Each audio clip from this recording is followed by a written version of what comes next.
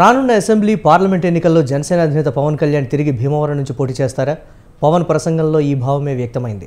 2019లో తాను భీమవరం నుంచి ఎన్నికై ఉంటే పరిస్థితి మరోలా ఉండేదని పవన్ కళ్యాణ్ అన్నారు. తాను ఓటమి పాలైనా భీమవరాన్ని వదిలిపెట్టబోనని పవన్ కళ్యాణ్ పేర్కొన్నారు. అసెంబ్లీ ఎన్నికల వేళ జనసేన అధినేత పవన్ కళ్యాణ్ భీమవరం ఎమ్మెల్యే గ్రంథి శ్రీనివాస్పై చేసిన వ్యాఖ్యలు మాటల యుద్ధానికి దారితీసింది.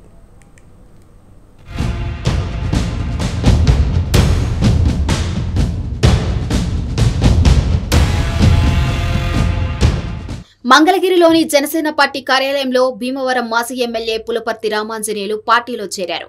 ఈ సందర్భంగా భీమవరం నుంచి పెద్ద ఎత్తున తరలివచ్చిన కార్యకర్తలను ఉద్దేశించి పవన్ కళ్యాణ్ ప్రసంగిస్తూ 2019 ఎన్నికల్లో భీమవరంలో తానే గెలిచి ఉంటే పరిస్థితి మరోలా ఉండేదని అన్నారు.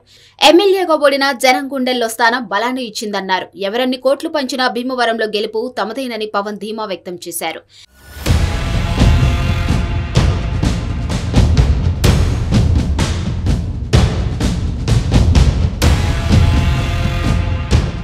ఏపీ నుంచి జగన్ను, భీమవరం నుంచి గ్రంథి శ్రీనివాస్ను తరిమివేయాలని పవన్ కళ్యాణ్ కార్యకర్తలకు పిలుపునిచ్చారు.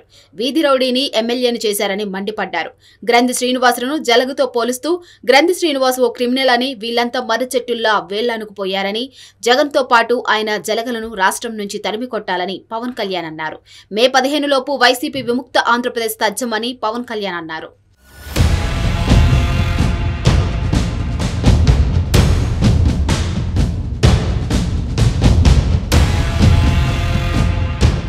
భీమవరంలో ప్రపంచంలోనే అత్యంత కోటీశ్వర్లు ఉన్న నగరం అంటూ ఇది ఒక రౌడీ చేతులు ఇరుక్కుపోయిందని ఆవేదన వ్యక్తం చేశారు.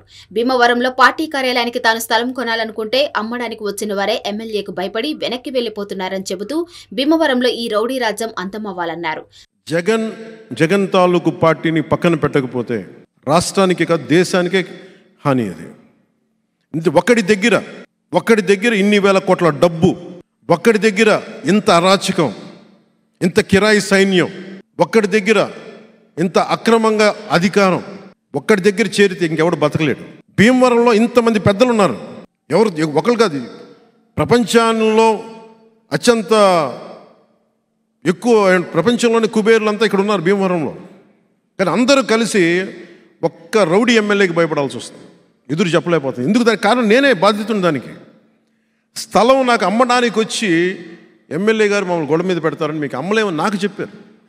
కానీ నేను గొడవ పెట్టుకుందామంటే నాకు నిజంగా చొక్కా జించుకొని నాలాగా నిలబడే ఒక్క వ్యక్తి నుండి కొట్టేసామని పాటి ఆ స్థలాన్ని ఇల్లు కట్టేసామని పాటికి ఆ బాధ్యత తీసుకోవడానికి భయం వేసింది అందరికి. ఎందుకంటే గొడవ పెట్టుకోవాలి ఎమ్మెల్యేతోటి. జనసేన అధినేత పవన్ కళ్యాణ్ కు భీమవరం ఎమ్మెల్యే గ్రంథి శ్రీనివాస్ స్ట్రాంగ్ కౌంటర్ ఇచ్చారు. పవన్ కళ్యాణ్ కు మతిస్థిమితం లేకుండా మాట్లాడుతున్నారని విమర్శించారు. పవన్ కళ్యాణ్ అడిగితే భీమవరంలో తన పేరును ఉన్న 9 ఎకరాల స్థలం ఇచ్చేవాడినని చెప్పారు. పక్కనుండే కాపు నాయకులు ఎందుకు ఆయనకు దూరంగా ఉన్నారో పవన్ కళ్యాణ్ సమాధానం చెప్పాలన్నారు. తాను రౌడీ ఎమ్మెల్యే అయితే ఒక్క క్రిమినల్ కేసైనా ఉందా అని ప్రశ్నించారు గ్రంథి శ్రీనివాస్. అసలు ప్రజాస్వామ్యంలో ఎక్కడ కూడా ఏ రాజకీయ నాయకుడు కూడా వాడని భాష ఒక రౌడీ భాష మాట్లాడుతూ గ్రంథి శ్రీనివాస్ రౌడీ లేదా జగన్మోహన్ రెడ్డి గారు రౌడీ ఇలా మాట్లాడుతుంటే గురువింద గింజ సామెత గుర్తొస్తుంది.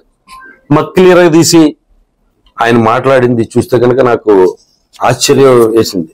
చాలా చిత్రంగా ఉంది ఆయన వ్యవహార శైలి గాని, ఆయన మానసిక స్థితి గాని చూస్తుంటే కనుక చాలా చాలా ఆశ్చర్యంగా ఉంది.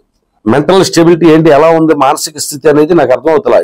కిందటి నెల 27వ తారీఖు నుంచి గ్రంథి శ్రీనివాస్ అంటే నాకు ఎటువంటి దేశం లేదన్న వ్యక్తి నిన్న ఎంత విద్వేషపూరితంగా అరే భీమవరంలో ఓడిపోయడం నాకు చాలా బాధగా ఉంది, కడపలో పులివెందుల్లో ఓడిపోయినా నేను బాధపడేవాడిని కాదు అని అంటున్నాడు.